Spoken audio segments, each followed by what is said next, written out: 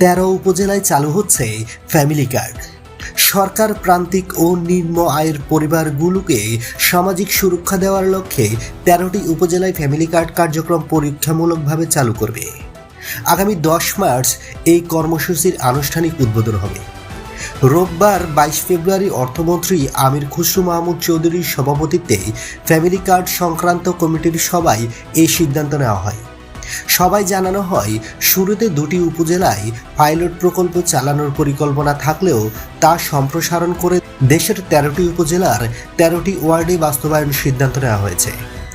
মহিলা ও শিশু বিষয়ক মন্ত্রণালয় ও সমাজ কল্যাণ মন্ত্রণালয়ের প্রতিনিধিরা জানান, ফ্যামিলি কার্ডের মাধ্যমে হতদরিদ্র ও দরিদ্র পরিবারকে সুসংগঠিতভাবে সহায়তা দেওয়া হবে। এ লক্ষ্যে গত 19 ফেব্রুয়ারি মন্ত্রিপরিষদ বিভাগ একটি মন্ত্রিসভা কমিটি গঠন করেছে। উপকারভোগী নির্বাচন জাতীয় পরিচয়পত্র এনআইডি তথ্যের মাধ্যমে করা হলেও আর্থিক তথ্য না থাকায় নির্বাচিত ওয়ার্ডে সরজমিনে যাচাই বাছাই করে সুবিধাভোগী চূড়ান্ত করা হবে। পরিবারগুলোকে হতদরিদ্র, দরিদ্র, মধ্যবিত্ত ও উচ্চ মধ্যবিত্ত 4টি শ্রেণীতে ভাগ করার পরিকল্পনা রয়েছে। বন্ধুরা, নিত্য নতুন এক্সক্লুসিভ খবরাখবর সবার আগে পেতে আমাদের ইউটিউব চ্যানেলটি সাবস্ক্রাইব করে পাশে থাকা বেল আইকনটি অন করে দেওয়ার অনুরোধ রইল।